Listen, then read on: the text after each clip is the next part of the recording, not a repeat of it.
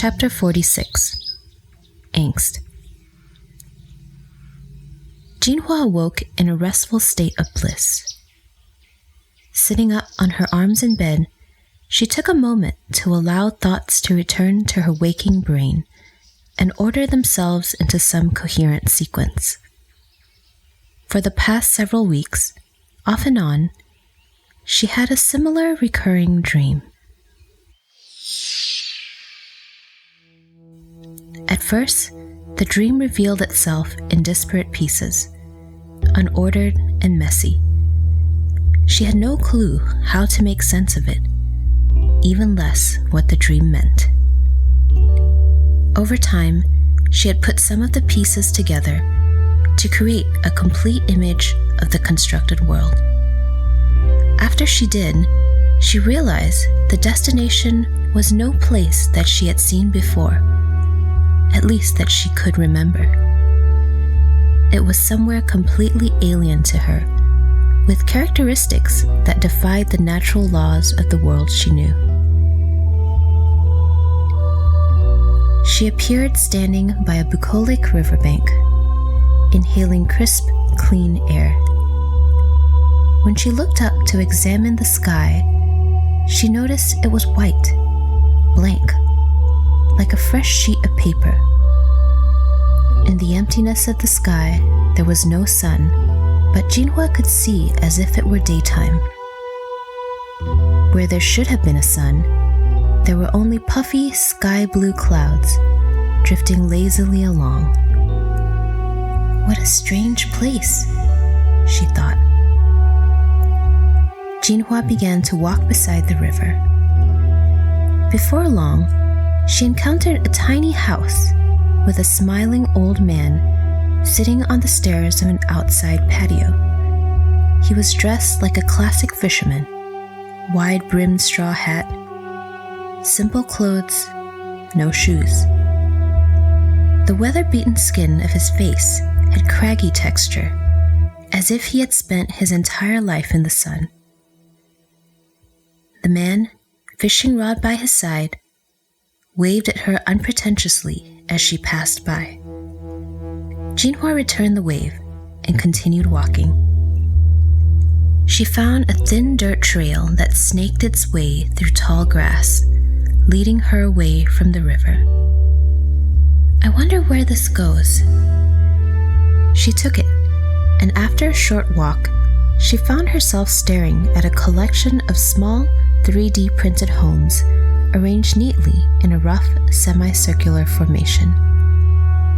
All of the homes were different colors and together formed a small village.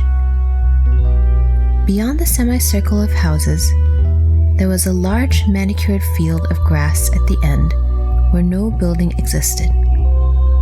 It reminded her of a large soccer field without the goals on the far ends.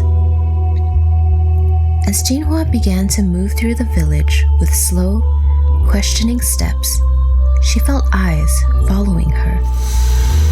She saw no people outside or through the windows of the homes, but could sense the creeping glare of dozens of pairs of eyes on her skin. Were they just curious about the girl who wandered in? Or did they have some other nefarious design? Jinhua didn't know, but the stares from the buildings seemed to track her every step. At the edge of the village, just as she was about to step onto the green turf of the soccer field, she felt herself being whisked away from the ground. At that moment, she couldn't be sure if she was ascending or if the ground was descending, but there was a sudden separation. Despite the surprise of the movement, Jinhua remained calm. She ascended above the semicircle of buildings, saw the smiling elderly man's cabin beside the river, and the extensive soccer field from a bird's eye view. The scene appeared as a single island floating in white space, with an endless fog surrounding its boundaries. When she was above it all, she felt a powerful urge to reach forward to get back down. There's something important there, something that I need. Leaning forward, she attempted to reach toward the disappearing surface, but found the upward force too difficult to resist. Within the blink of an eye, she returned to her corporal reality with vivid memories of her trip.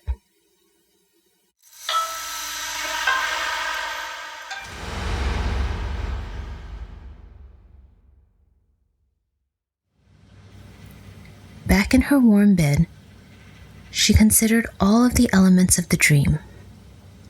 The paper white sky, the old fisherman, the village, the eyes. What had it all meant? The usual logical process she employed to make sense of the world failed her, leaving her face scrunched with puzzlement, an expression she was not accustomed to wearing for long periods of time. Maybe next time, I'll learn more. A chime from her device brought her completely back to reality, clearing away the haze of the dream. Back in the physical world, even her light sleeping clothes, a simple green t-shirt and white underwear, felt heavy on her body. Oh shit. The events of the night before came back into her mind's eye. The dinner.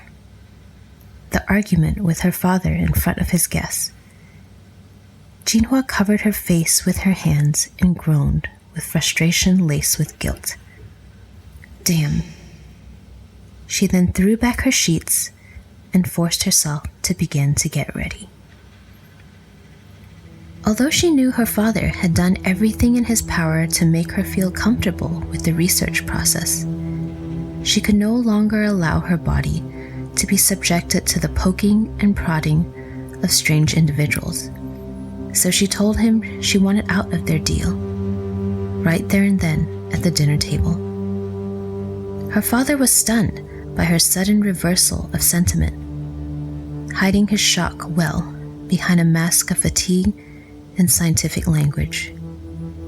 Jinhua felt patronized by what she called his logic shield and exploded at him, accusing him of only caring about the research and not about her.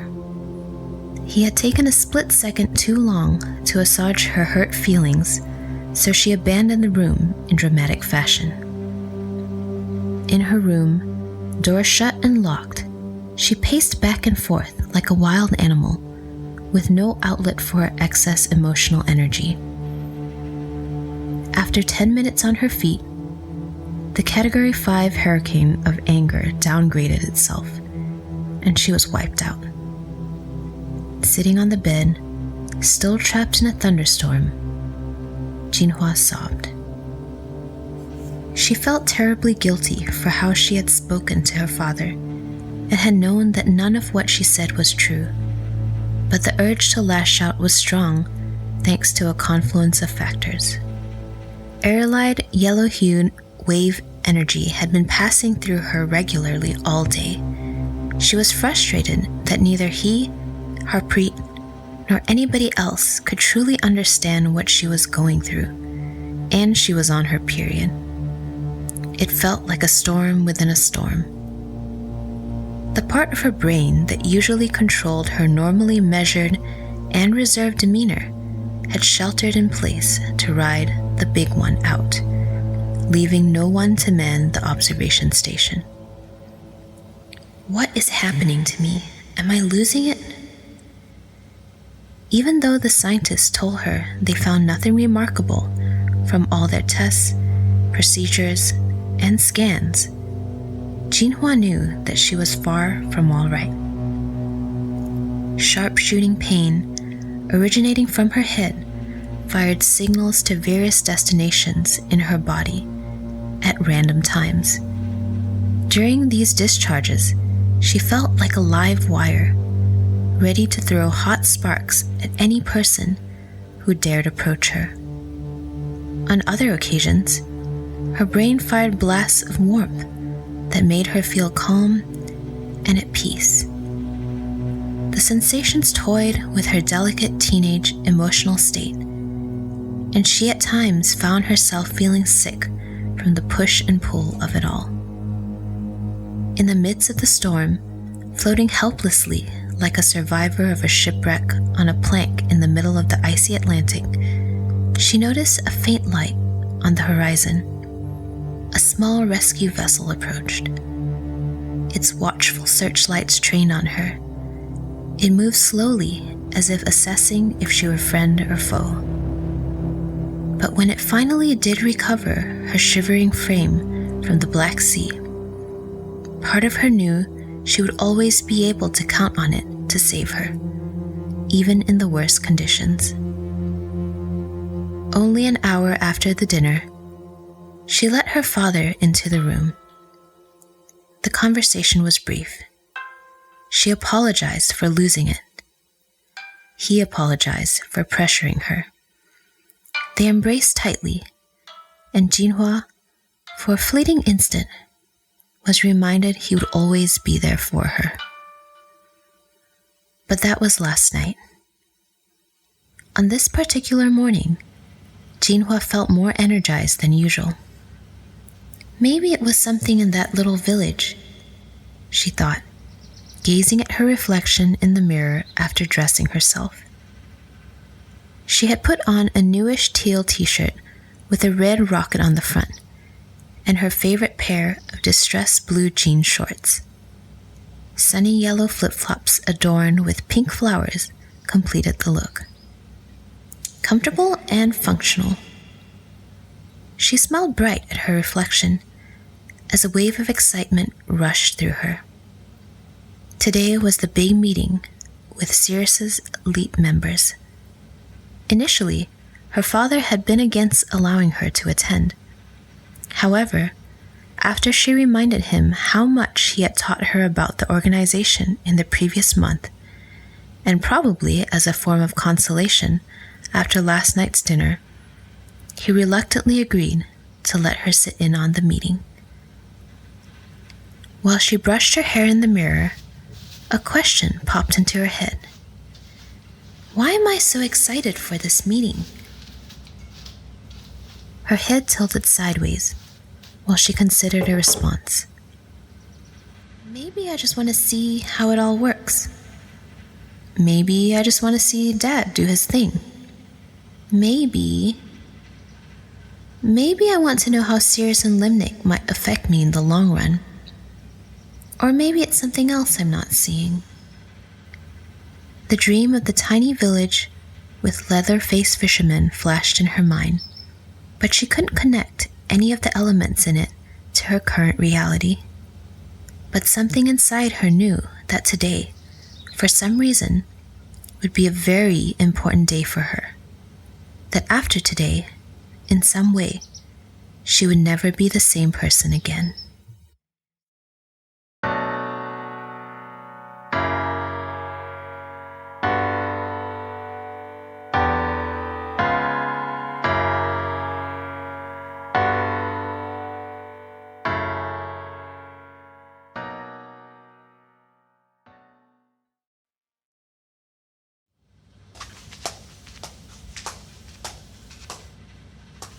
Chapter 47. Disclosure. By the time Jinhua made her way down the hall to the oak-carved door with the Cereus logo etched in the center, she could already hear the faint murmur of muffled conversations on the opposite side. She pushed the door open, and the sight of a nearly full room caused a wave of nervousness to grip her. The eyes of at least 24 scientists and officials seemed to all be locked on her, scrutinizing her every move. Good morning," she said. Her small voice echoed around the room. Her father stood behind his desk with a supportive smile on his face. It looked as if he had not slept at all the night before. He made a hand motion that beckoned her to join him. The hushed conversations resumed as she proceeded toward the desk. Along the way, some of the scientists greeted her. Dr. Pink Clipboard, The physician, Dr. Big Nose, the geneticist, both gave her brief salutations. She blushed when the digigenomic scientist, Dr. Handsome Handshake, winked at her. Besides the three researchers, none of the others in the white coats were familiar to her. Jinhua made no effort to try and learn their names. Standing behind the desk, her father by her side, she did pick out the guests from last night's dinner.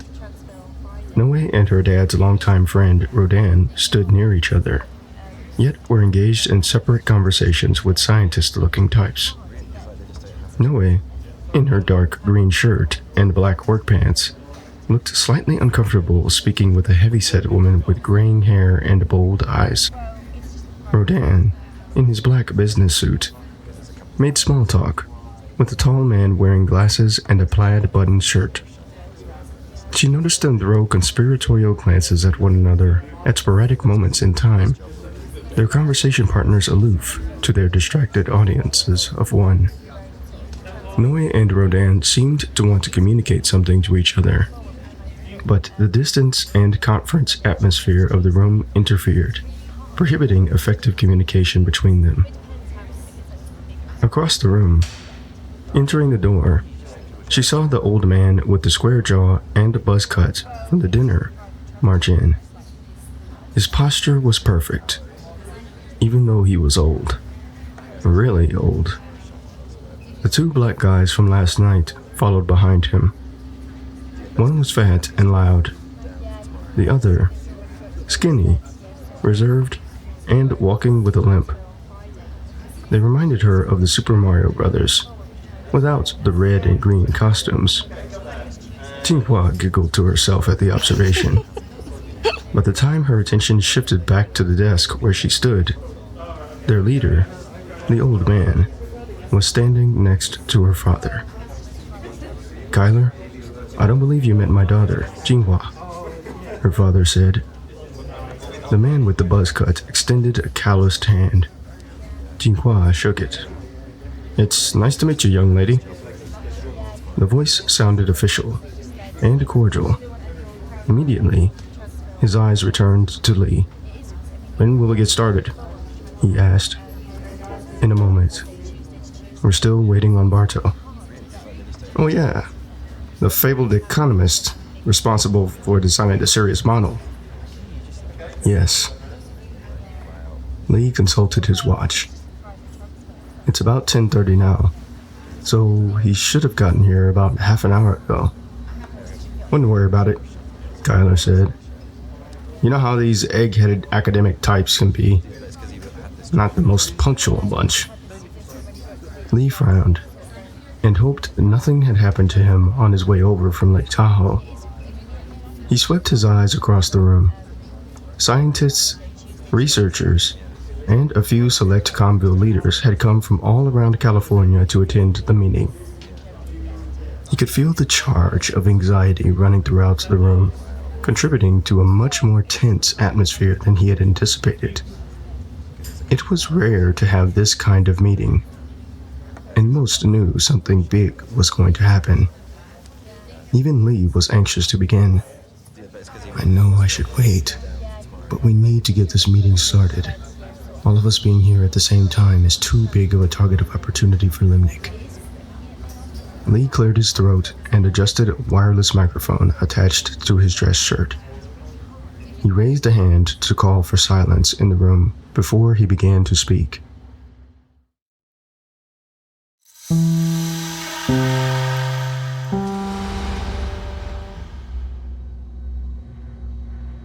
His words came out with authority and a slightly commanding tone that surprised many people who were only aware of his mild-mannered and soft-spoken personality. "First of all, I would like to thank all of you for taking the time to be here this morning. I know all of us are quite busy with everything that is going on, and it's hard to make time for things like this." Lee began to move from behind his desk. "I'll get to the point. My sources have provided me with intelligence about Janus' strategy, and this is why I've gathered all of you here today. to give you a more detailed briefing about the true nature of the threat to not just Cereus or our Convils, but to every human being on the planet right now. Whispers and murmurs rippled through the room in reaction to his words. Lee seemed to be unaware of the theatrical nature of the moment, and continued to talk.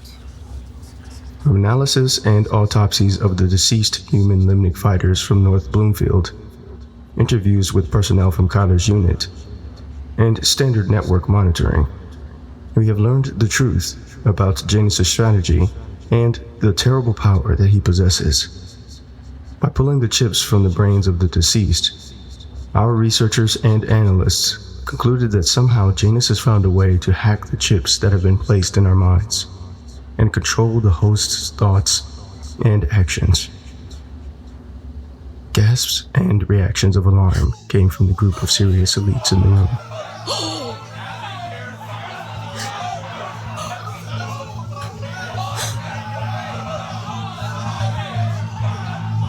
Lee raised his arms for calm.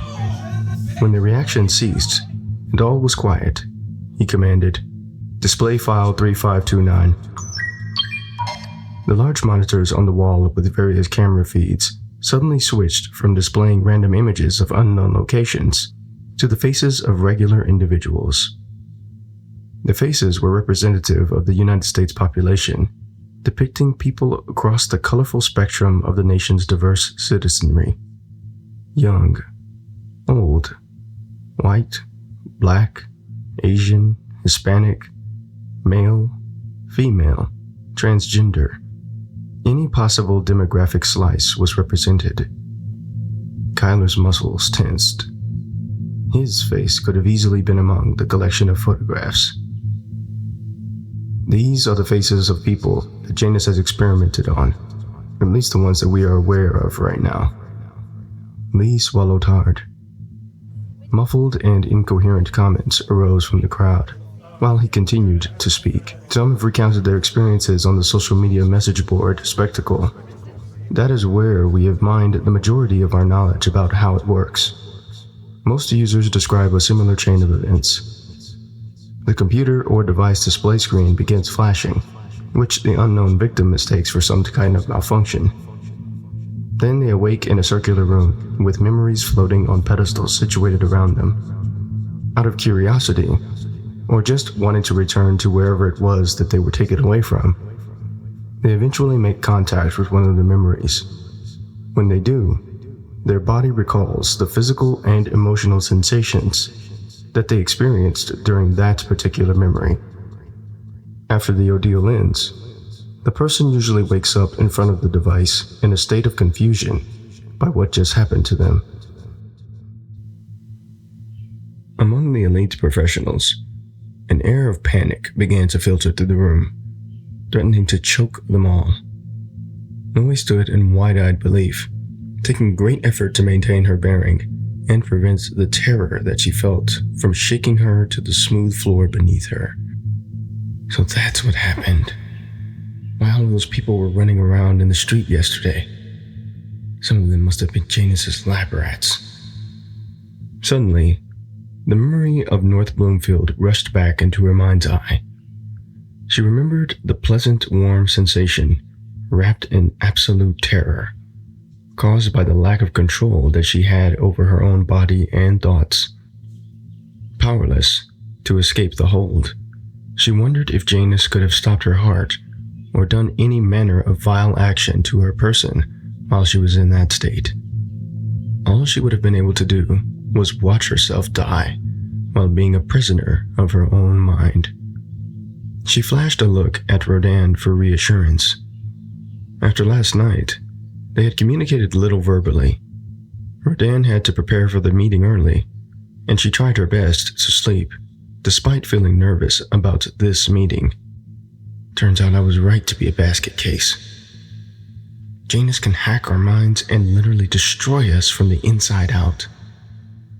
Throughout the morning, she could feel him casting furtive glances in her direction. Whenever their eyes met, she felt sudden accelerations of her pulse from the memory of the sex. but she was never able to lock eyes with him for longer than a second before he or she was swept up in another official conversation. This disappointed her, but she knew he was just doing his job as executive director. I wonder how he feels about all this, she thought, while casting another look his way. Mind control, Rodan thought. So this was the technology that Janus spoke of that night. This was his power. I'm the executive director of Cereus. I can do something about this. I have to do something. But will it be enough for Cereus? Enough for humanity? Can Janus's tech really help us evolve? Rodan stood with his arm dangling at his side. He was happy to be wearing a suit jacket, so no one could see the pools of sweat expanding under his armpits. Noah's eyes found his. He returned a slight smile. She had been a bright spot in the dark night that was his life. For that, he would be forever grateful. Just as she had thanked him last night, that morning, when they awoke in their shared nakedness, he thanked her. He thanked her for giving him the conviction to make his next move for Cereus and humanity. Thank you for being so human with me, he said to her.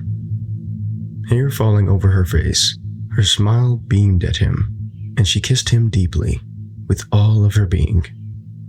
After that, Rodan was ready to do what he had to do. And once he made his move, he knew there was no going back.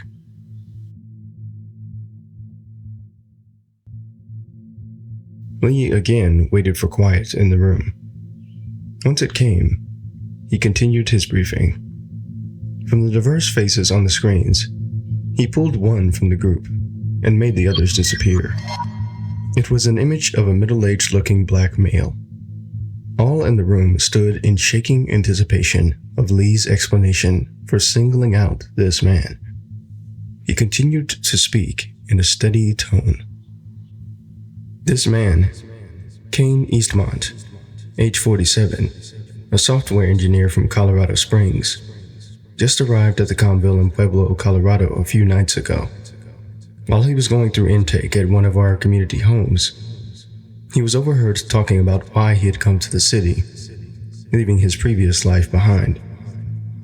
He mentioned to one of our undercover agents that after a week of reliving key moments from his past in vivid detail, on the 7th day, he was shown a vision of his future. It was a future with a woman he had dated in the past, where he was living out his dream life. With that possibility firmly planted in his brain, he was prompted to seek out to the nearest Conville in order to have access to more visions of the future, as well as to his complete personal history, which he could choose to relive again and again, should he so desire. Lee's audience ignited again. Waves of coughs, expletives, and cries of dissent resounded from all of them. A young scientist with pale skin and a receding hairline raised his voice. So, what's the point in all this? What do you think Janus's endgame is? An anxious calm settled over the room. Everyone strained their ears and craned their necks to get a better view of a short Asian man as he sighed, then continued to speak once again.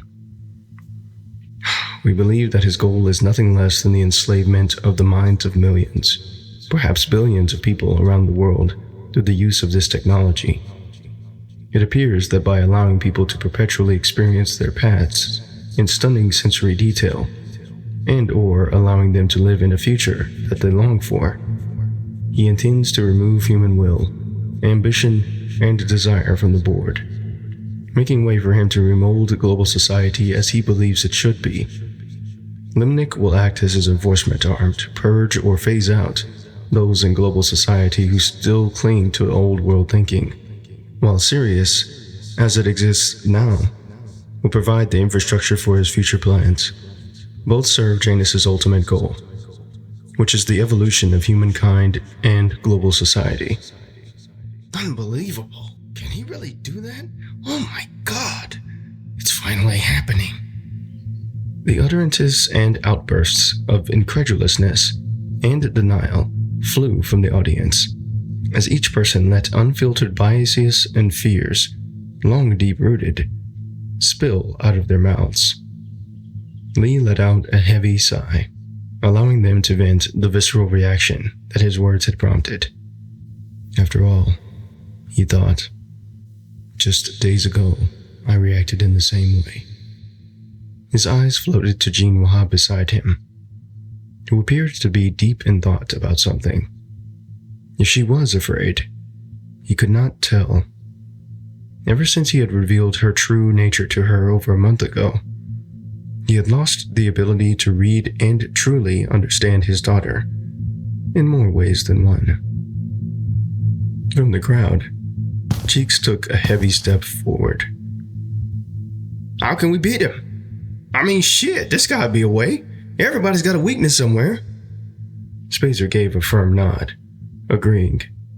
Other members in the audience echoed the optimistic thought. Lee waved his hands for quiet. The audience found a reluctant silence once again. With a lowered head, he replied, As of right now, our scientists are still gathering data and researching to discover just how Janus is able to do what he does. It's a complicated process, and one that cannot easily be protected against. Most of the global population has already been chipped, and the few people who do not have chips implanted are extremely elderly and would probably not be able to help us defeat him. As for the rest of us, his pause originated from uncertainty for himself, the occupants of the room, and every breathing person on the planet. Any one of us could be easily affected by Janus's form of manipulation.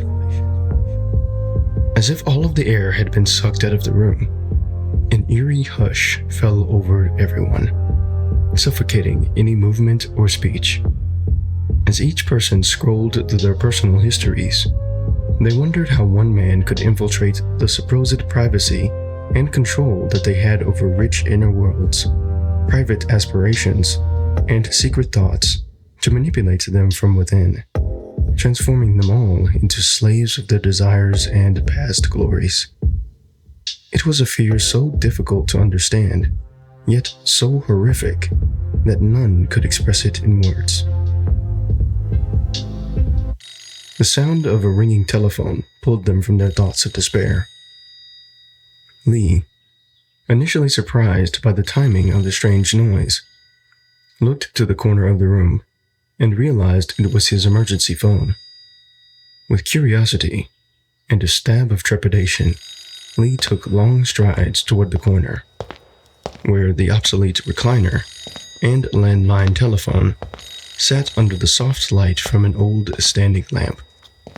As he stepped through the palpable aura of muffled panic that loomed like an inky shadow over the room, all were still on edge after the disturbing revelations he had just discussed.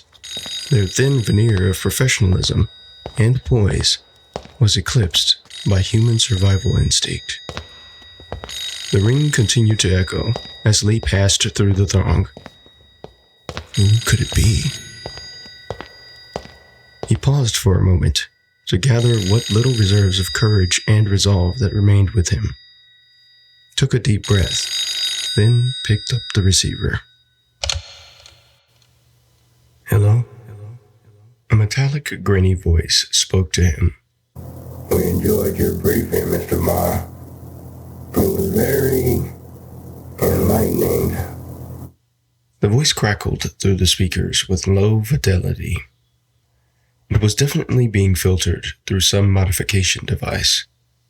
It hacked and coughed violently on the other end of the line. Although he could not discern who was talking, Lee could hear the loose phlegm gurgling in his mouth before the speaker was forced to spit it out. Now you will witness the true capability of our power. Lee opened his mouth to speak, but the voice on the other end disconnected the call. Setting the receiver slowly back on the base of the old telephone, he turned to his colleagues, friends, and family, scanning the confused and fear-ridden faces. They waited for him to say something while holding their breath. He took a step forward, looking for the right words of reassurance to find him. Nothing came, and his face reflected the look of fatigued despair as an inconvenient truth dawned on him. We've been compromised. The sound of a distant explosion shattered the stillness of the room. It began as one, then several more boomed outside, not far from the house. Lee knew they were under attack, and if the threat from the mysterious voice was credible, the leadership team of Cereus was in greater danger than he ever anticipated.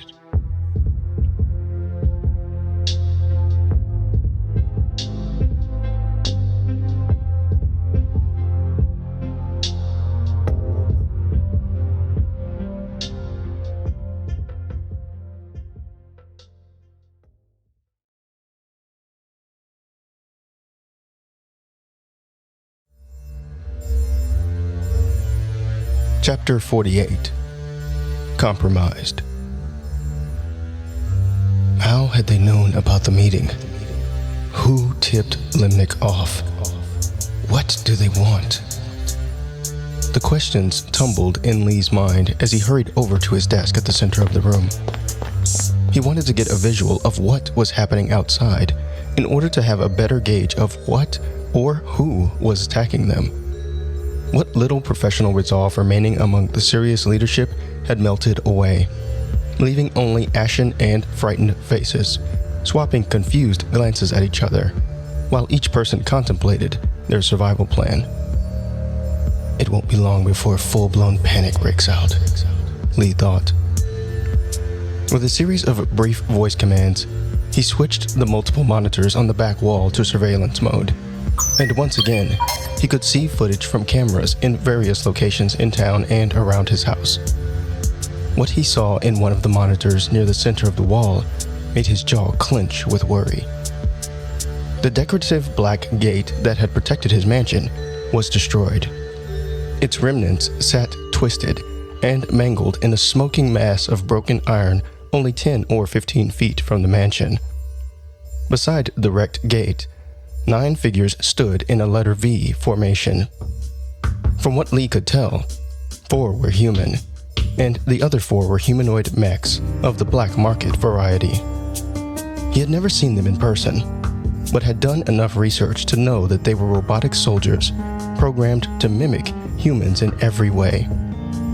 Infused with illegal artificial intelligence, they represented humankind's darkest potential. Human intellect without empathy or compassion. They could be programmed to serve any purpose that suited their creator. Judging by the high-powered portable lasers and conventional weaponry they carried, he could easily discern what these models had been programmed for. Lee did not recognize any of the humans, with the exception of the 9th person in the point position of the V. It was an old man, frail-looking, wearing overalls and a straw hat. He wore field boots and stared directly at Lee and everyone else in the room with a fury in his eyes and a cruel smile plastered on his wrinkly lips. The man spoke with his wheezy rasp echoing around the room. We have this mansion surrounded, and if anyone attempts to flee, we will destroy this entire building with everyone inside. So I suggest you cooperate with our demands. Lee recognized the man as none other than Silas James, one of the founders of Cereus.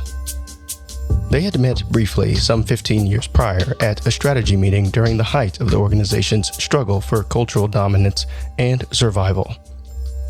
After the conference, Silas disappeared, and few knew his whereabouts. The rumor was he had become disillusioned by the promises of utopia that were left unfulfilled by the other founders, and that he had started some sort of video game retirement and winemaking business. But Lee never bothered to follow up on these accounts. Now here he was again, working for Limnic, no doubt in direct service of his old collaborator, Janus. Lee could feel dozens of terrified eyes locked on him, observing his every move. Jinhua, eyes wide with worry, shook her head. It was a signal for her father not to back down from the challenge. Swallowing hard, he activated the external communicator he had installed decades ago, thankful that a younger version of himself had such foresight to install such a bizarre feature in the house. "We understand. What are your demands?" He managed to keep the shaking out of his voice. Surrender any and all data related to your daughter, Jinhua, and hand her over to us. It's the only way Janus will be satisfied, Silas said. Lee exchanged glances with his daughter. Despite her womanly appearance, he couldn't help but see her as the young woman he had single-handedly raised on his own. His baby girl, his miracle of science and technology. To his surprise, her face did not display consternation or hint at fearfulness. Instead, she looked determined, gazing at the screen with laser focus at the old face that had called her by name. Her resolve imbued him with greater courage and buffed his confidence. No. I'm afraid that won't be possible. With a sudden movement, Lee cut the audio feed to the outside and began to shout orders to the confused crowd before him. "We have an emergency shelter in the basement. Please, follow Rodan. He knows the way." Rodan appeared to be slightly flustered at the mention of his name, but he responded with an affirmative thumbs up, then gestured for the non-combatants to follow him. "Come on, this way," he bellowed. The scientists, administrative officials, and other observers obeyed without protest, filing out of the room in clustered chaos and confusion. "Noelani Acosta," Lee said, raising his voice over the hysterical crowd. Upon hearing her name, she stepped to the side of the mass of people bottlenecked at the room's single exit. She unapologetically pushed others out of the way to clear a small path and get away from the door. "Please stay. I could use your help to possibly disable the mechs," Lee called. Amid the pandemonium, Noah's mind was a flurry of unresolved emotions and thoughts, the collection of which had only become more entangled within the previous hour. She decided to put the jumble aside for later, to do something that would help take her mind off of it, and possibly help save their lives. Blinking rapidly to refocus, a fire ignited in her eyes. "Where's the terminal?" Lee pointed to a dusty old laptop with a hard case sitting in a forgotten corner of the room. Noe again elbowed and pushed her way through the throng of people, moving against the flow of bodies. "Move! Get out of the way!" In her haste, someone stepped on her toes, but she didn't feel a thing. "Glad I wore my field gear today. Thank God for steel-toed boots." She reached the corner of the room and found the old remote security terminal. She then blew a perfect sheet of dust off of the cover and flipped open the laptop. Upon initial inspection, the computer looked functional, but it was old tech, at least 15 to 20 years old. It was a training laptop, like what her unit used during her early Space Force days. She knew how to work with it, but it had been a while since she'd used one. Great. I get to try and work with this fucking dinosaur. Noah exhaled a large breath and got to work.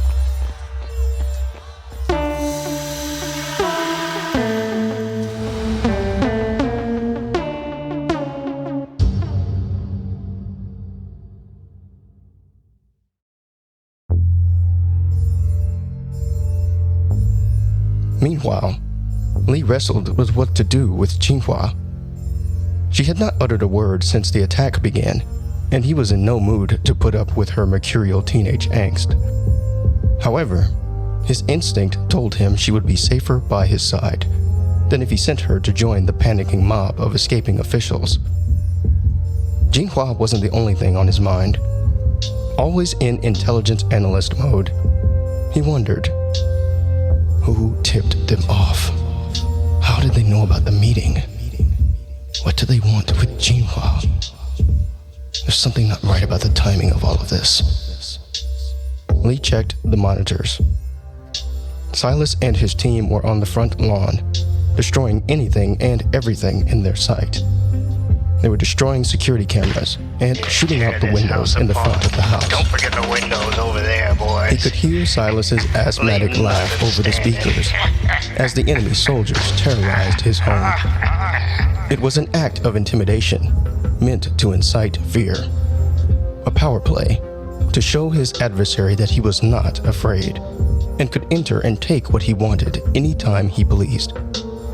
Lee knew the tactic well, and it had the effect Silas desired. An unknown number of minutes passed. During that period of time, Lee had been so distracted by the carnage unfolding outside, he hadn't realized that the noise from the disarray at the door was quieting down. Everyone was almost out. Eyes fixed on the screen, he lamented the damage, but considered tactical options for how to defeat Silas and his Limnic hit squad. So consumed by potential battle maneuvers, courses of action for what to do if and when Silas decided to enter the house, and the destruction of his home, Lee had forgotten about his daughter. Jinhua, you should... A loud explosion blasted through the speakers, followed by a blinding light. The main video feed had been disabled by a Limnic laser. Lee quickly switched to another, a hidden camera situated in the brick wall right beside the driveway. The angle wasn't as good, but the picture was clear, and he could see directly toward his front door. What he saw made him hopeful for their survival. Kyler and his men had rushed onto the field and began to engage the enemy troops. Lee's body tensed as he watched the action unfold. He saw the two from dinner the previous night, Cheeks and Spazer. There was a third man he hadn't seen in years, but upon seeing his size and the scars on his face, he immediately remembered his name. Francisco Murakami, aka Bear. They met during one of Lee's source meets with Kyler years back. The man never spoke much, but his combat record was extensive. Lee had been curious and looked it up one time. He wasn't sure where Bear had come from, but was happy to have another hardened soldier on their side. Rodan must have shown Kyler and his crew to Lee's private weapon stash in the basement, because he could see Cheeks handling a long silver portable laser cannon in his arms. Lee knew all of his weapons by serial number. The laser cannon, XD-837321, had been one of his first acquisitions a decade prior, when he first began buying weapons for his collection. It was another one of his hidden personal hobbies. From his office, Lee watched the battle taking place on his front lawn. 4 against 9. Lee didn't like their odds, but knew they were their only hope for survival.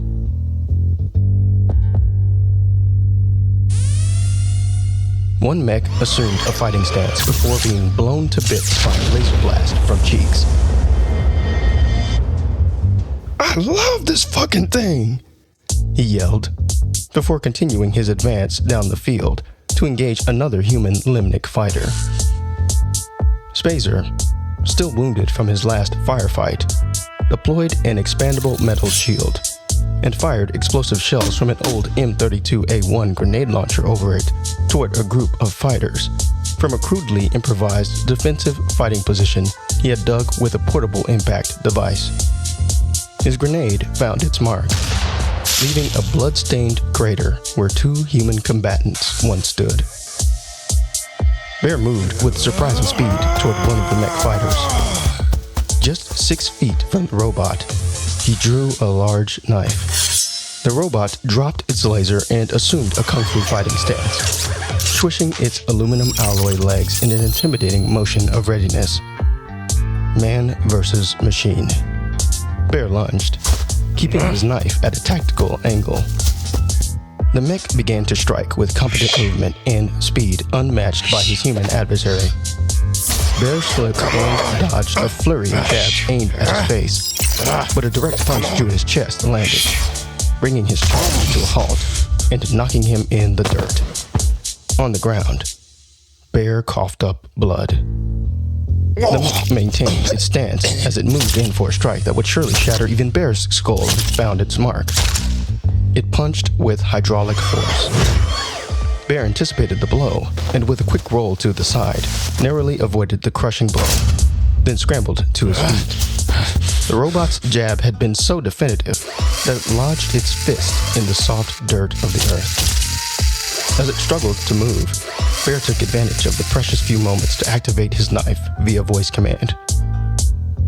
"Knife on!" he yelled.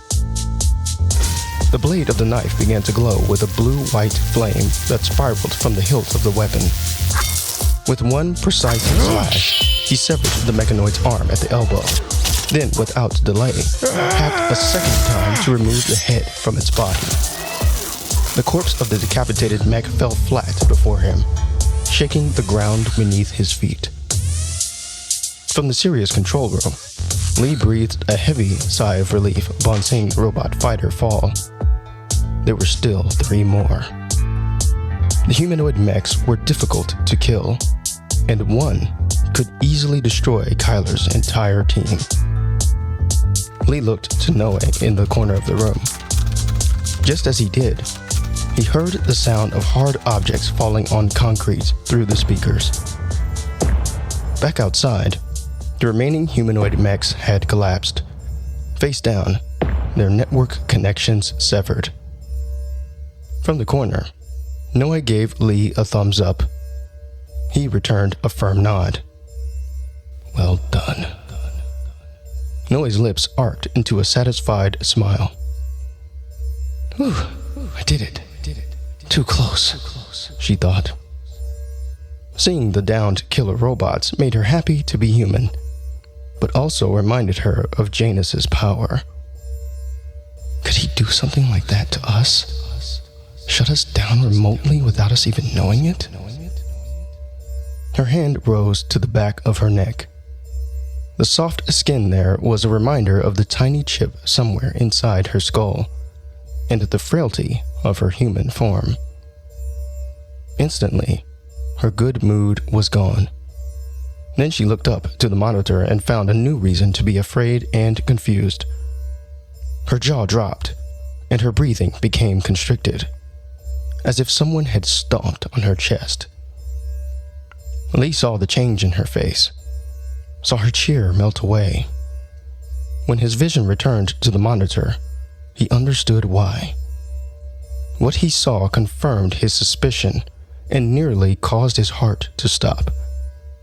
On the screen, among the carnage of the battle, and standing before the front door of the house, stood Rodan, with a tight grip around his daughter's arm.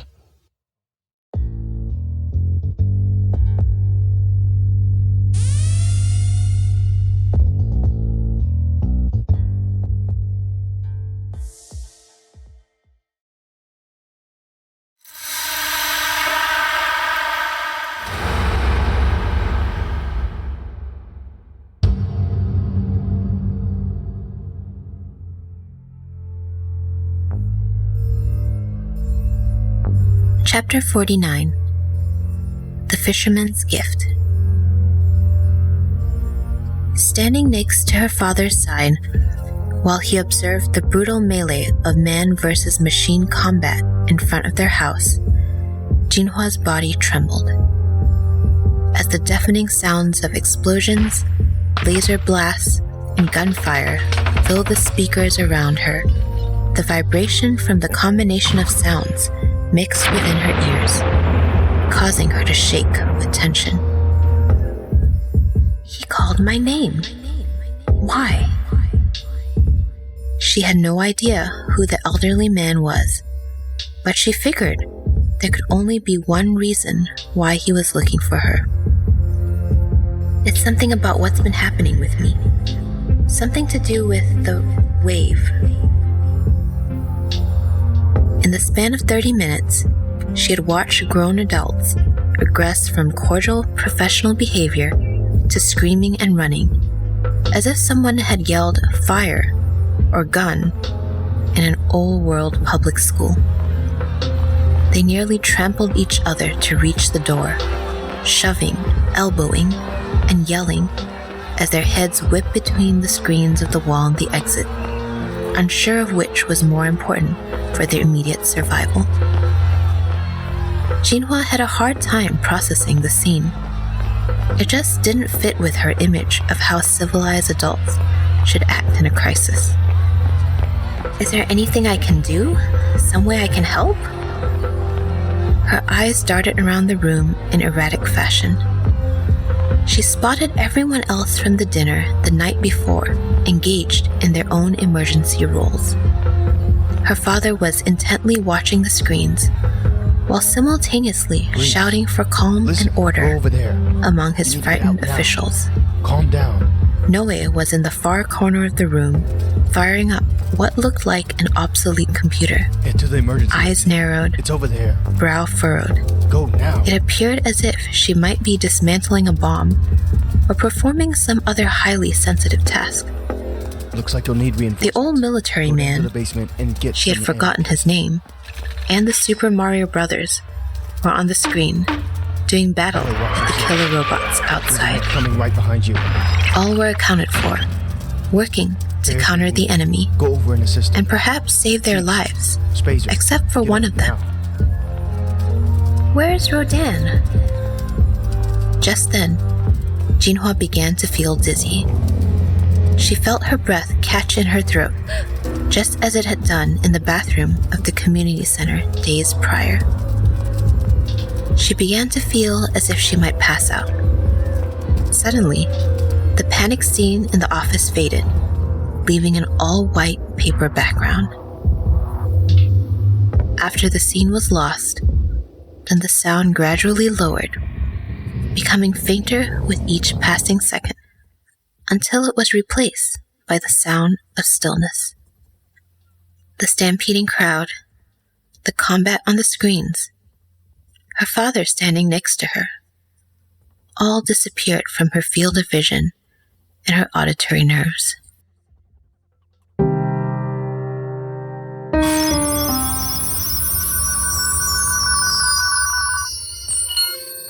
What is going on? What's happening to everyone? Jinhua felt her stomach doing flip-flops as her body attempted to compensate for the lack of spatial familiarity. The urge to vomit hit suddenly.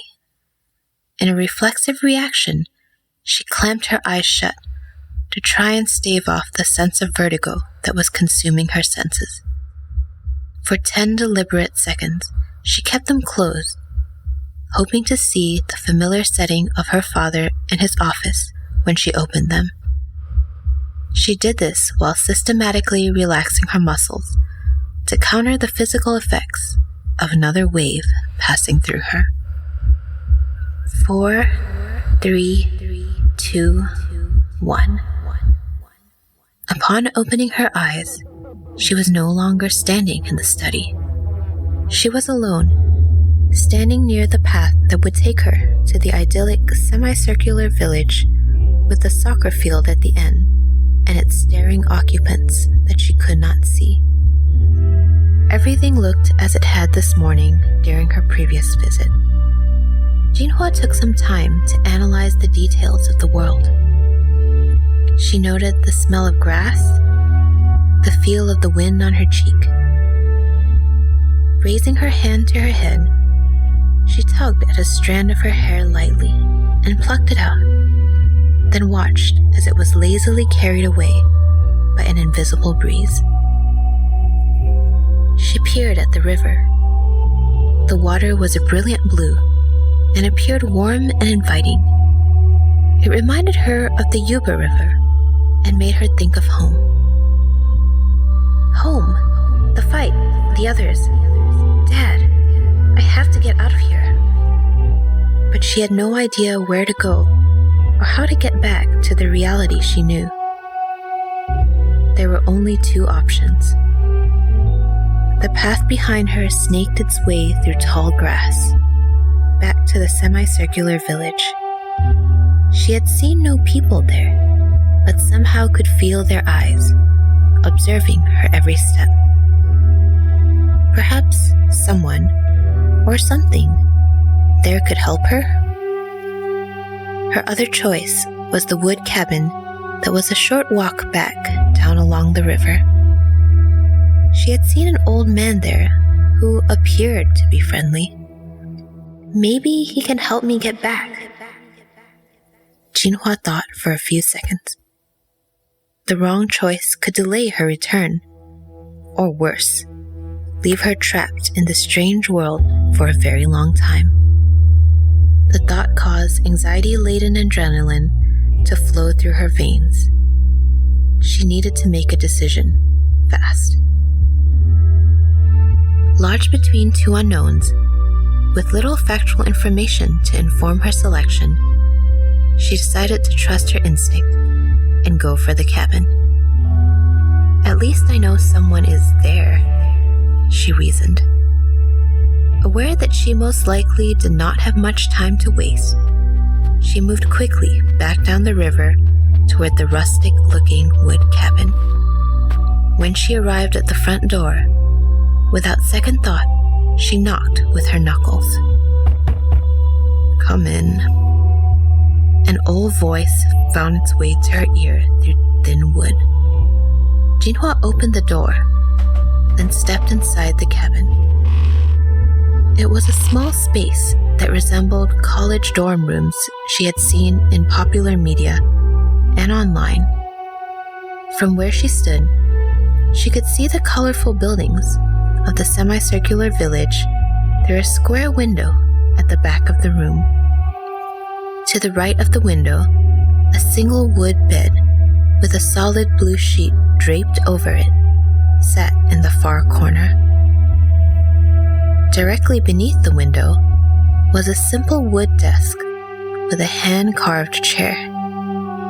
The surface of the desk was clear, with the exception of a small collection of books in languages that Jinhua could not name. A humble fishing rod leaned next to the books, with a large straw hat sitting on the dusty floor next to it. "You are in a hurry, are you not?" The elderly man's voice refocused her attention back onto him. He wore threadbare pants and a simple cloth shirt.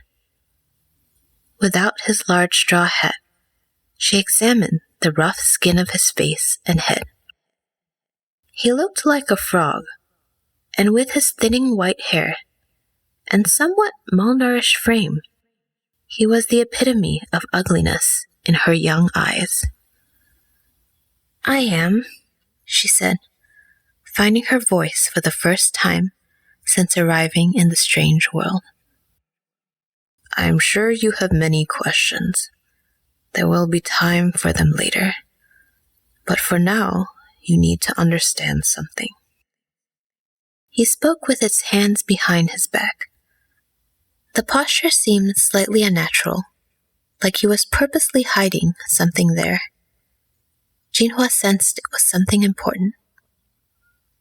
"What do I need to understand?" "That everything you have been feeling for the last several weeks are clear signs that you are no longer the person that you were before you knew the truth of your origins."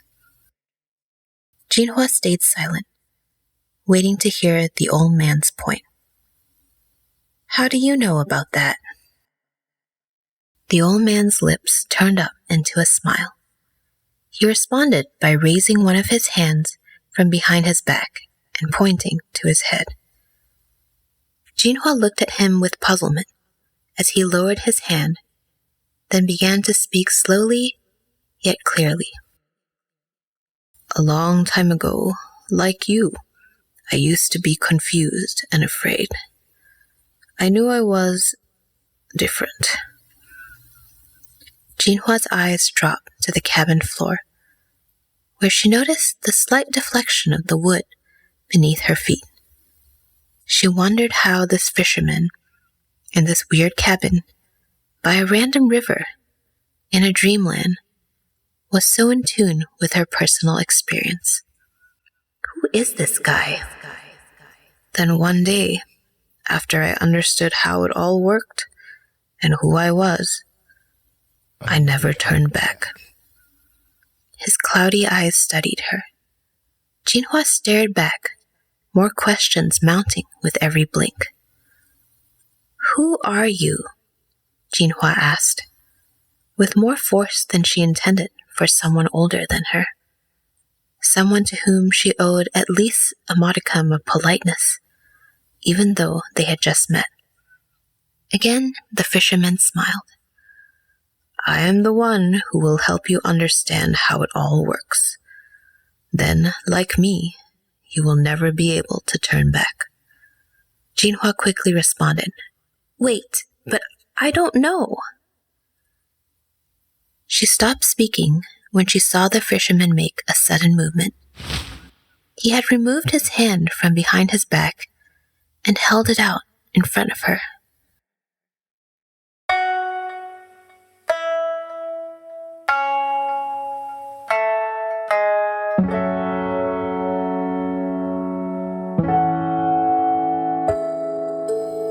At first, the palm of his hand was empty. Then out of nowhere, a brilliant light began to swell in the air above his skin. Jinhua watched in amazement, while a pea-sized piece of luminosity ballooned to about the size of a tennis ball, giving off more radiance as it grew. Around the pocket sun, she could see dozens of minuscule lines of digital code circling. The lines moved in orbital paths, resembling tiny satellites leaving digital tracks around the glowing source of luminescence. The number of lines increased at a rapid pace, spinning faster and faster until a blinding light flashed, illuminating the entire cabin, throwing their shadows against the walls of the room. Tears fell from Jinhua's eyes, whether they were from the intensity of the flash or the beauty of the moment. She could not tell. When the light finally died, the fisherman continued to hold out his palm, as if he had seen the previous spectacle countless times before. At some point during the light display, a small object had materialized. To Jinhua, it looked like an ordinary identification card, like the all-in-one card that housed her entire life within it. The only difference was that it was levitating in midair above the old man's hand, with almost indistinguishable digital code racing in uniform orbits around it. Jinhua knew it was some computer language from a brief coding committee she had attended the year before, but she had no idea which one it was. What is it? She asked, still dumbfounded by the miniature Big Bang she had just witnessed. It is a key. To what? Your evolution. It will allow you to access the potential within you. Jinhua's first instinct was to take the card. But before the impulse to move followed its path from her brain to her hand, she stopped herself. The fisherman's words replayed in her mind, a reminder of the finality of the moment. Then, like me, you will never be able to turn back. This was the point of no return. This key was the important something that she needed when she was pulled from the dream space that morning. And once she took it, she would be forever altered. Into what exactly? She had no idea. The fisherman continued to hold out his hand with the patience of a non-player character, NPC, in a video game. His expression remained enigmatic while he waited for her to accept or reject his offer. To leave and find another way back, or to take her chances with the gift from the magical frog-faced fisherman and see how deep the rabbit hole goes. Jinhua, eyes wide, fingers trembling, reached for the floating key. Upon contact, her senses became overwhelmed by the sheer quantity and detail of data that filled them. Flashes of human brilliance, cruelty, tragedy, and triumphs collided with each other so fast that she had no time to process related swells of emotion that each one stirred within her. The images streamed by in an infinite scrolling sequence, giving her the impression that it might not ever end. After what felt like at least a minute of constant information running through her, she began to feel exhausted, as if she had been sprinting an 800-meter race, and her cardiovascular system was being taxed beyond its limited output. Panic ensued when the flood of information began to fill not only her mind, but her physical body too. Her stomach clenched with tightness, her skin burned as the immeasurable amount of data infiltrated atomic space among the matter of her being. The pain was intense and unyielding. Her heart no longer pumped just blood. Information filtered through her bloodstream, filling every artery like a jam-packed highway. Finding nowhere else to go, it pierced the walls of her heart and invaded her lungs, expanding like a balloon in her tiny chest cavity. Jinhua fell to her hands and knees, gasping for air. She opened her mouth to scream, but the lack of air would not allow her vocal cords to vibrate, leaving her with a pained look of tortured anguish on her face. Then, amidst the painful torrent, she heard the fisherman's familiar voice. Almost done. Almost there. Her vision began to fail, and she felt herself losing consciousness. Her entire body was numb, and she felt her muscles grow weak. Am I gonna die? The thought floated vaguely into her mind. Then, just as suddenly as it had begun, the sensation came to an end. Drenched in sweat, heart thumping in a frantic rhythm, Jinhua stared at the floor of the cabin. She coughed violently, gasping for air, desperate to inflate her lungs once again. She could breathe, but her body was still in a state of shock from what she had just experienced. She wanted to stand, but had to be content with taking a knee. Then the fisherman spoke. "You've done it, my child. You have survived the process. It's over." He took 2 steps forward and helped her to stand. His smile was awkward, yet genuine. Legs wobbly, head still foggy, Jinhua struggled to remain standing. "That was insane," she said, still struggling to catch her breath. "What the hell was that?" "You experienced the kiss of the material and the digital universe all at once. All of humankind's information, physical and digital, are now available for you to command. To command? What do you mean? The old man kept talking as if he did not hear her question. Maybe he was an NPC after all.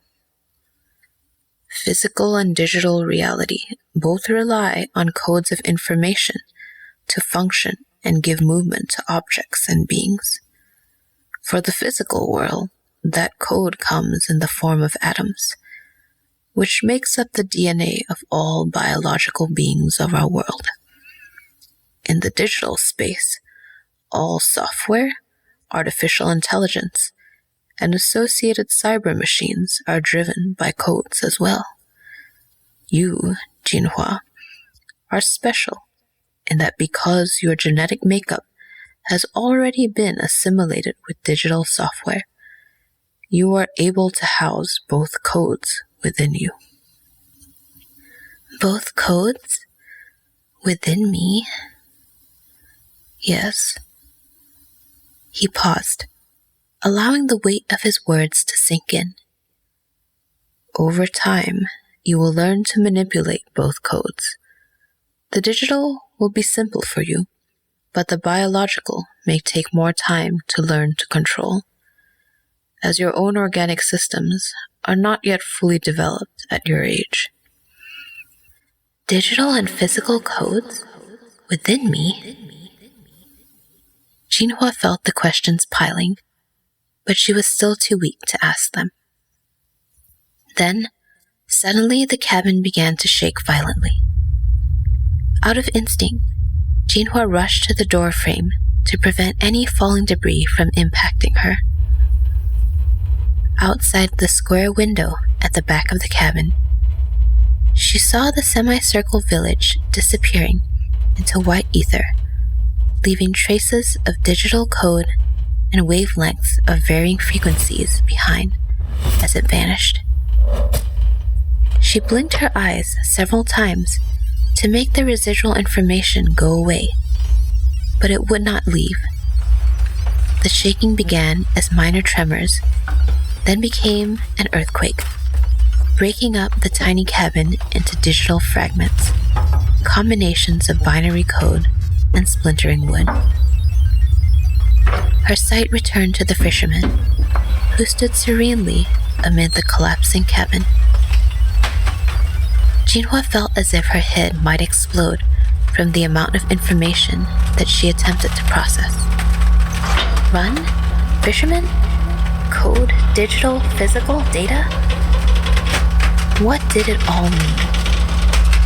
In the few moments she had before the entire place crashed around her, one question floated above the rest and reached her lips in time. "Who are you?" she yelled. The fisherman began to turn into flashing lines of digital information, flickering rapidly as if he might vanish any second. Then, Jinhua let out a squeal of fright as his face transformed into Janus right before her eyes. You already know the answer, Jinhua. I will see you soon. Very soon. Janus disappeared. Then the entire cabin came crashing down around her, plunging her world into a sea of blue as her consciousness left her.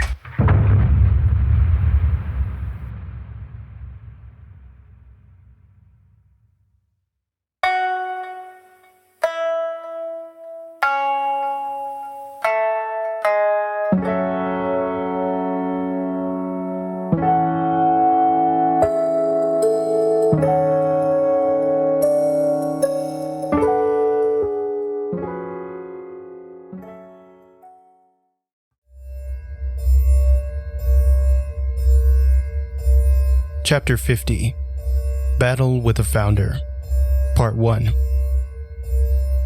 Lee stood at his desk in a breathless fury, unable to comprehend why one of his closest colleagues had betrayed him. Now he has my daughter. He changed the view on the large screen to an auxiliary camera concealed directly above the front door. When he did, Rodan stared directly at him, a resolved look on his face. Rodan, why? Daring to leave the control panel and his view of Rodan gripping Jinhua's arm, Lee sprinted to the door. He pulled the knob, but for some reason it would not budge. Someone must have infiltrated our local network and sealed the bolt locks remotely. Damn you, Rodan, he said. When had he gotten to her? He had only taken his eyes off of her for what felt like seconds. Even minutes can feel like seconds in the heat of battle.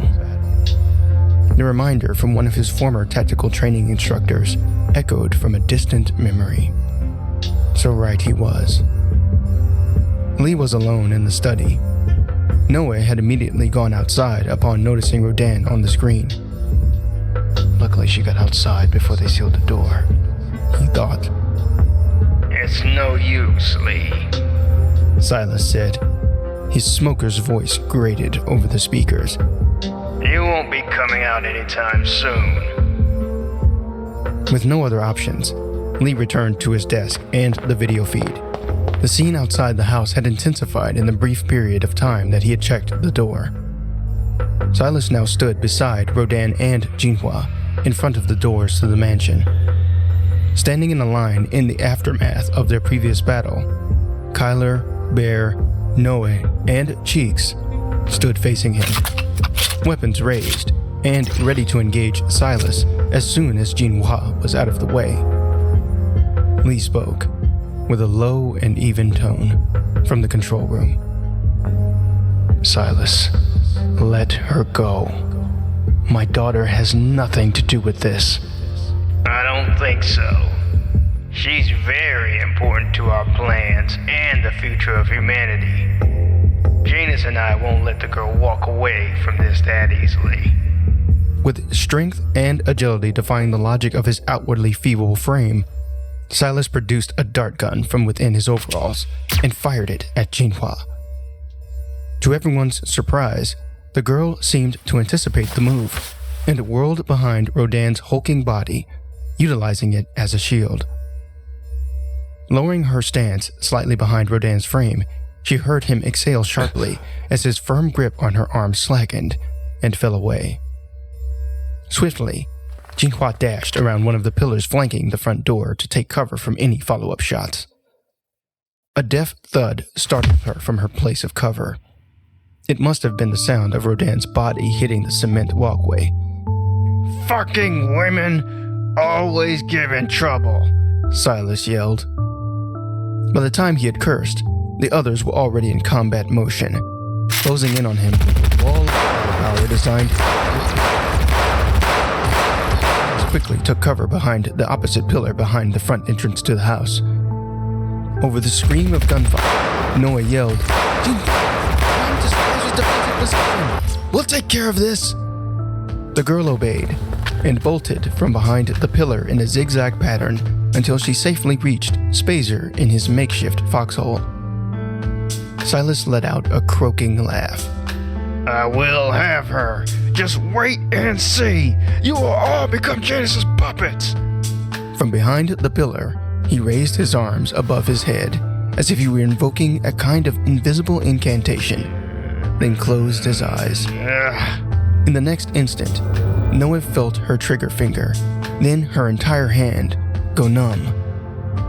The unexpected sensation made her drop her weapon in the dirt at her feet. What? No. This feeling.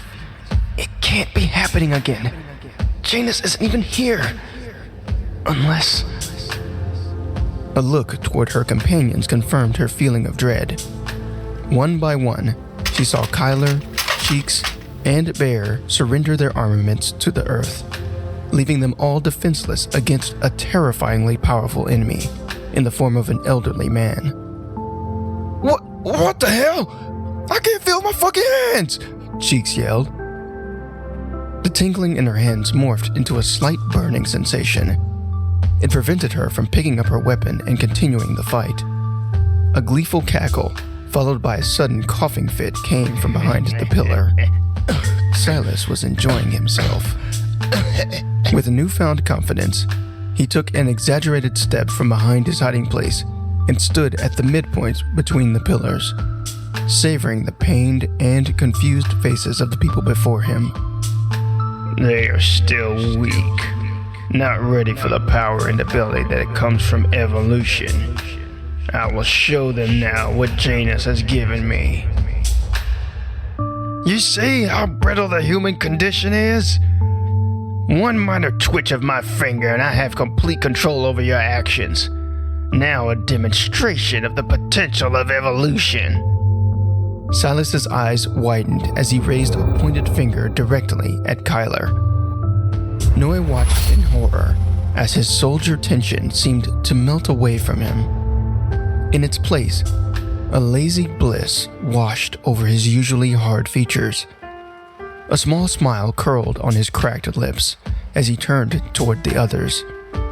His hand reached toward his face and made an attempt to physically rearrange the alien features, but the effort was in vain. The unseen specter repossessed him, manipulating his once independent limbs for its own ends.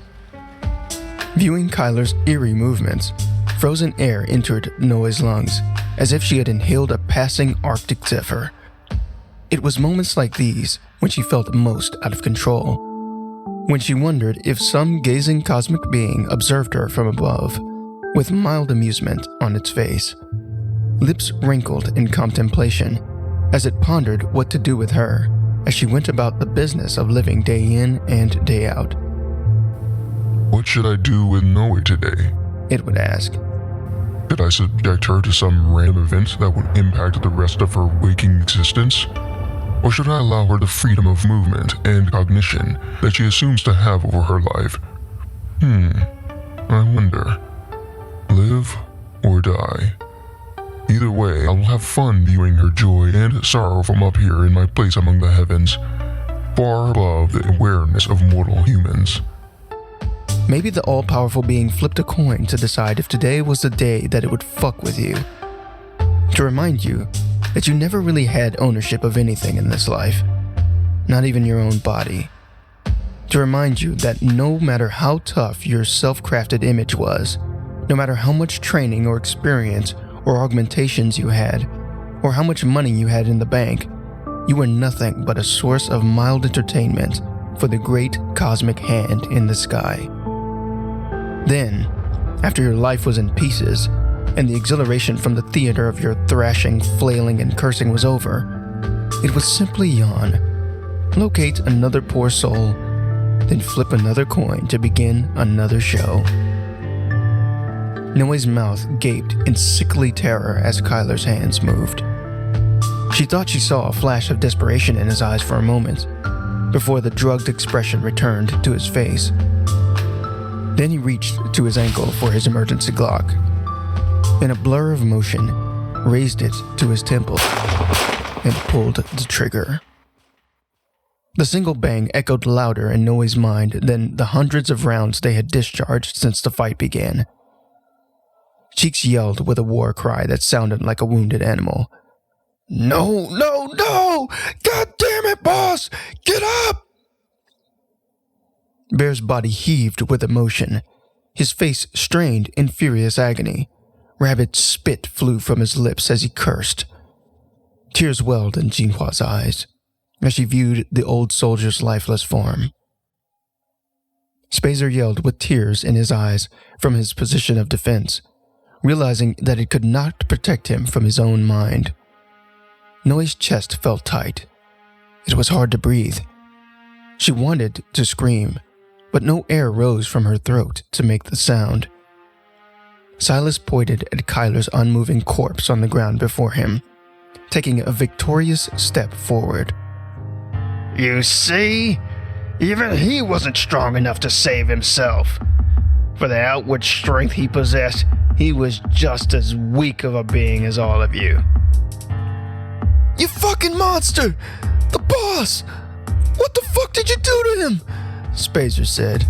His voice cracked as he yelled. Silas laughed. I made him finally face the demon that lurked inside him. Gave him the opportunity to free himself of the hidden guilt that he felt from years of ending the lives of countless individuals. Trust me, he died feeling blameless and most of all, happy. By letting him to truly see himself and by not allowing him to suffer. Some die slow deaths for decades before passing away with tortured souls and a guilty conscience. Trust me, he was fortunate. Then, another bang from a pistol shocked them all. Silas staggered to the side with a high-pitched whelp, then immediately scrambled behind the pillar for cover. Lee Ma emerged from the door, gun raised, his dress clothes and face covered in dirt. Thank goodness for the emergency exit. Long ago, he had installed an emergency escape route from his study, just in case his house was ever besieged. The crawl space had room enough for 2 people and led to the backyard behind the house. He never thought he would have to use it, and definitely never thought he would have to use it not only to escape the house, but to save his daughter. From behind the pillar, Lee heard Silas coughing and laughing. Breathing heavily, a look of insanity on his face, he said, "Ow! That hurt, Lee. Janus told me not to harm the prominent members of Cereus society. Said something about wanting you alive for his future plans." "He's using you," Lee said, raising his voice. "Anything he promised you was a lie." He kept the weapon pointed in Silas's direction and took slow steps toward the pillar. Silas scoffed loudly. "What does it matter as long as I've got what I wanted? Which I already have. This new power, this new body, the freedom to transcend the shortcomings of my once human form in order to survive in our competitive society is all I need. Now, Mr. Ma, you too will have the opportunity to cleanse yourself of all the wrong you have done before you leave this world for good." The others attempted to move, but Silas's hold on them would not allow them to act. Silas rounded the pillar, raised his finger, and pointed it at Lee. Just as he was about to fire the weapon, he let it fall to the concrete between the pillars. The look of serious determination on his face disappeared. In its place was the same euphoric expression Kyler wore before he was forced to kill himself. Lee swayed, then guided himself to a kneeling position on the concrete, using every inch of self-discipline and mind power to keep resisting and fighting Silas's power over his mind. Noah looked on with frustration, while Bear, Cheeks, and Spazer watched with faces contorted with helplessness and rage. They knew where he was, and none of them could help him now. Chapter 51 Battle with the Founder Part 2. Lee had entered the circular dungeon room. There were no entrances or exits, only a single pedestal with one jagged vision bubble floating above it. In the hazy image of the bubble was an adult version of Jinhua, living happily and comfortably in a place that he could not name. His rational brain told him not to touch it, that this was a manipulation, an illusion. But something blocked his thinking brain, leaving only the raw ability to follow his most basic desires. The survival of himself and his offspring were the evolutionary imperative, and it trumped all other necessities or wishes. He had to touch it to make sure his daughter was safe and would be taken care of in the future. Somewhere in a shaded corner of his thoughts, a faint candlewick-sized light flickered. In the sparse lighting, his intelligent brain recorded a note. Remember, the illusion not only tempts you with the deepest desires of your heart, it appeals to the animal in all of us, that few of us ever openly acknowledge during our conscious hours. Then, without warning, the candle went out, and Lee's animal impulses took full control of his body. Without reservation, he reached out his hand to touch the floating bubble. The next thing he knew, he was sitting with Jinhua in the dining room of their mansion. Her face was mature, with eyes determined to seek the truth in all things. Just like her mother, he thought. Their conversation was brief, but packed enough candid words and feelings to bring the usually unemotional Lee to tears. His daughter forgave him for concealing the truth of her origins from her. Then, she told him how grateful that she was for all of the sacrifices he had made for her. She had found her calling, not in science, but in historical research. She realized that by researching and documenting hers and others' stories, she was doing much more than analyzing data. She was documenting the history of the first generation of consciously evolved humans. Jinhua held his hand as she told him that she would carry on with the work he had begun with Cereus and continue to fight for a society that valued people and planet over individual wealth accumulation, social isolation, and planetary destruction. I'm proud of you, my daughter. That's a rare thing for you to say, so I know it must be true. They embraced tightly. From that moment on, with his daughter safe and contributing to the well-being of the world, his legacy secure, Li Ma felt complete and ready for the end of his life. It can come at any time, he thought. There's nothing left for me to do here.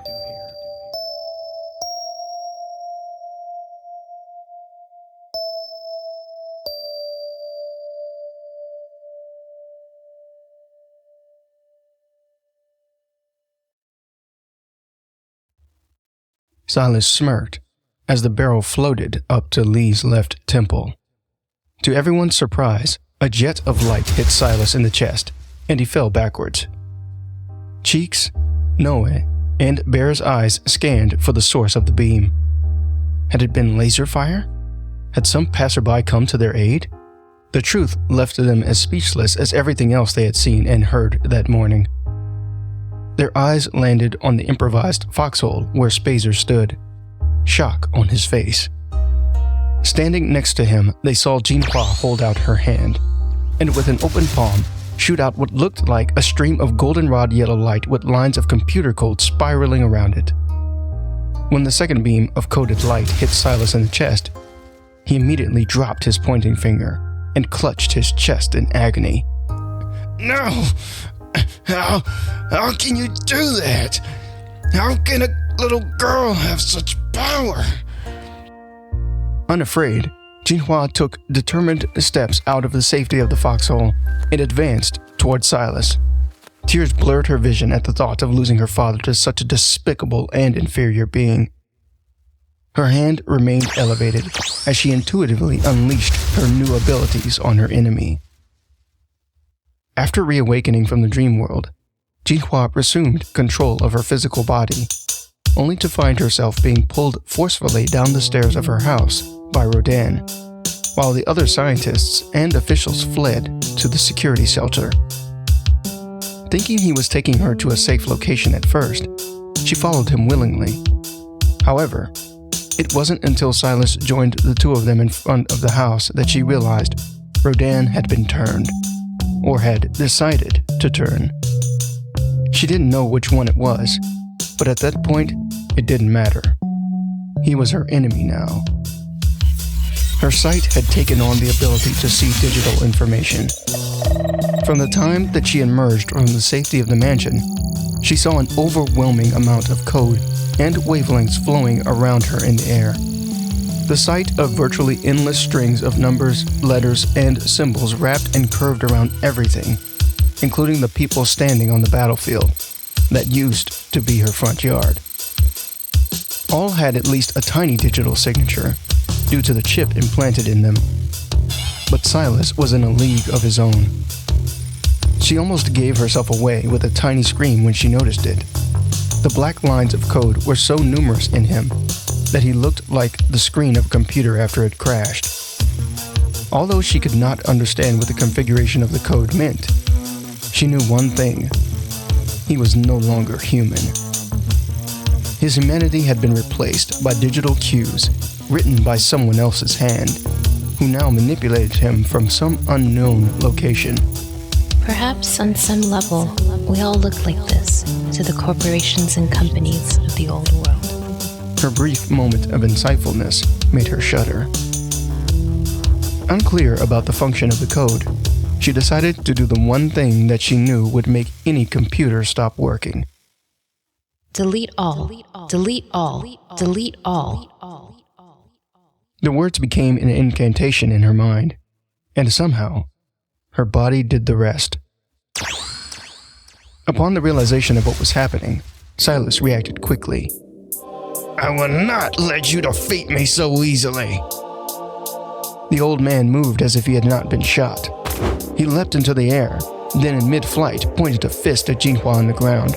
Noah and the others watched, incredulous as his imitation fist rearranged itself into a laser cannon. Silas smirked, then in a demonic tone said, "Hell be," as he discharged a hot burning beam directly at Jinhua. Mid-step, hand still raised, Jinhua noticed a sudden shift in his remaining code and dove to the left just as he fired the shot.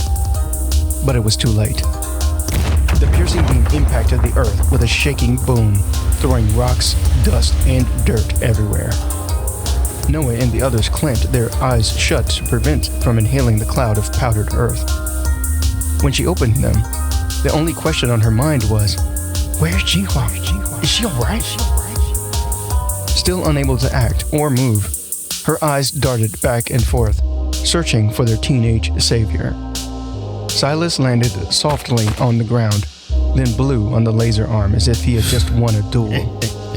He let out a victorious laugh and brought his hand to his mouth, mimicking a movement an embarrassed teenage girl might make. "Oh, you poor girl. I'm sorry. Did I hurt you?" When the dust cleared, Noe saw Jinhua. She had avoided a direct hit from the laser blast, but it hit very close to where she had been standing, leaving a jagged circular depression where she once stood. Next to the crater, the girl lay on the ground, arm extended, her long hair spread on the ground like a used mop caked with brown dirt, not moving. Noe could not see her breathing. No. Jinhua, please get up. "I don't think she can hear you," Silas said. "I will take her to Janus now. Hopefully I didn't kill her." Assured in his victory, he took casual steps in Jinhua's direction. All watched his triumphant walk with resistant faces. This made Silas even more gleeful. "Your stares and jeers make lousy weapons. I should punish you all for shooting and attacking me." Then a devilish gleam came to his eyes as an idea dawned on him. "I don't have to keep all of you alive." He raised his laser arm and pointed it directly at Noe. "I'm sure he doesn't care if one of you dies." "Oh shit, he gonna fire again!" Cheeks yelled. Noe's entire body tensed in anticipation of the laser blast. "I can't move. Oh my god. Is this the end?" She stared at Silas's wrinkled and ugly face, regretful that it would be the last face that she would see before she died. All she could do was wait for the end. She saw what looked like a blue light flash, before she could close her eyes and let a resigned sigh exit her lips. She could fight no more. "No, look!" someone yelled. The voice had come from Spazer in the foxhole behind her. Noe timidly opened her eyes. Very much alive, icy fear of imminent death still running through her veins. She looked toward where the destroyed iron gate lay in the dirt, and squinted her vision to confirm what she was seeing. Wait, another one? Standing beside the downed gate in front of Jinhua was a handsome-looking boy who looked no older than 18. Strands of his brown hair waved in a sudden breeze, as he aimed his arm just as Jinhua had minutes before. Where there should have been a hand, it was a sizable laser gun. The young man was dressed as if he had just come from class, jeans, and a red t-shirt that revealed a slightly muscular chest. He's got a gun for an arm too? This is crazy. Noe couldn't believe what she was saying. With a calm and determined voice, the boy spoke. "Leave them alone, Silas." Silas turned to face his new challenger. He snickered as he examined the young man. He was not intimidated at all. "You there, boy. I don't know how you have similar enhancements to mine, but it doesn't matter.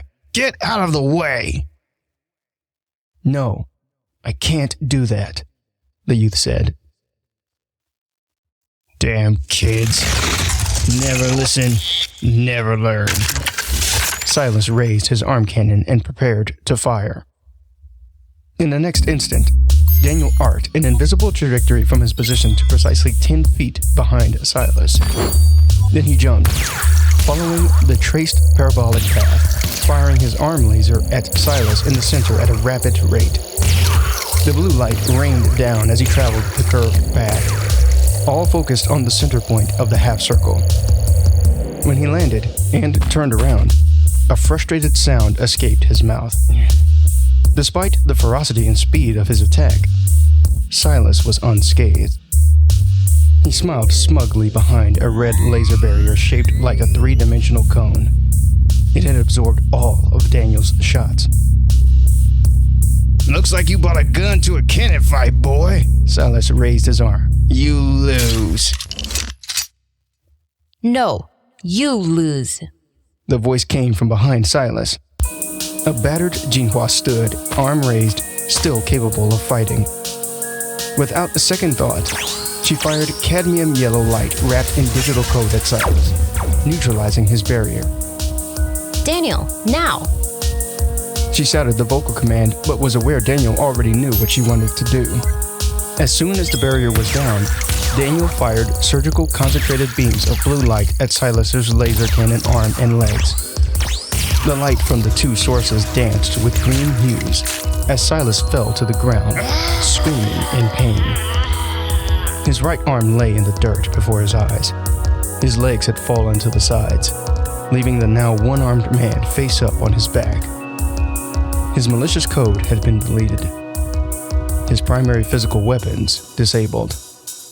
In his condition, he was no longer a threat to anyone. Without the digital or physical enhancements to sustain him, he coughed and hacked between cries of agony. He spat up blood and babbled incoherently. I don't know how she did it. Janus, he made me do this. He promised endless wealth, power, and security. He said I could help people. I was controlled, don't you see? The shadows of Cheeks, Bear, and Noe fell on him. Any pity or sympathy they would have normally provided to someone of his age and experience was absent from their faces. "No, wait. His pleas and sobs were met with blank stares, hungry for bloody vengeance. Just let me go. I helped create this utopia that you live in now. I should have my rightful place here as one of the founders of Cereus. You should be thanking me. I've helped people. I've helped." The single shot silenced his cries. Cheeks lowered the gun slowly, then turned away, as if Silas's remains were another dead stray dog in the street. His attention shifted to his dead commander's remains. Bear and Spacer followed him in ritual silence. Noe quickly began to scan the area for Rodan, thinking, "How could you do this?" Her eyes landed on where he had been hit by the dart, what seemed like ages ago. But he was no longer there. He was in the wind now, and she had no idea where he might have run to.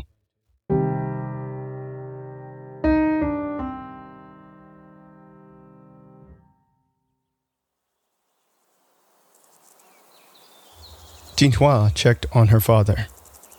He lay in front of the door to their house, and was unharmed save for a few cuts to his hands he had sustained, most likely when using the emergency exit he had briefly mentioned to her several weeks prior. His chest rose and fell at a steady cadence. Wherever he was, he appeared to be at peace. Rest, Dad. You earned it. Daniel walked up beside Jinhua. How is he? Jinhua stood from her kneeling position. He looks okay. Thankfully. She looked at Daniel. His arm gun was nowhere in sight, having returned to wherever it was stashed when he wasn't in combat mode. She motioned toward his arm with a loose gesture. Didn't know you could do that. Daniel mirrored her movement toward her arm. Didn't know you could do that either. They laughed. How did you know I was in trouble? I was in the committee room, and I just sensed it. Once I did, I literally ran over here. Jinhua blushed. I see. You really saved my ass. All of our asses, really. Daniel shrugged. His hazel eyes glowed. It's what I was made to do. You and I are one. He paused. It gave Jinhua time to allow soft emotion to color and lift her facial muscles. Daniel continued. I saw everything. Everything? Jinhua asked, slightly self-conscious. Everything. The dream world, the village, your transformation with the card where you almost died, the fisherman who turned out to be Janus. Jinhua shook her head. Wait, I almost died? Daniel nodded definitively. Yes. Your vital signs were in extreme physical distress. A few seconds more, and you would have had permanent damage to your brain, lungs, and heart. She put her hand over her chest and felt her calmly beating heart, giving her life, always working. For a moment, she wondered what it would be like to not feel that familiar rhythm, what it would be like to be dead. Then her eyes floated to Silas's corpse. His limbs scattered around his torso like a broken action figure, as if invisible hands had played with him until he snapped, then discarded him, ready to move on to a new toy. That was too close. Jinhua said. Agreed, Daniel replied. We have to find Rodan, she said. Though her eyes were locked on Silas, they did not focus on him. They stared at nothing. You're right. He's the key to finding Janus. Jinhua slapped Daniel's arm playfully. Hey, I was gonna say that. Daniel winced. Hey, that hurt. Sorry about that. I guess my ability to be in your head has gotten stronger since you touched the key. I figured that. Jinhua said. It might take me some time to get used to it.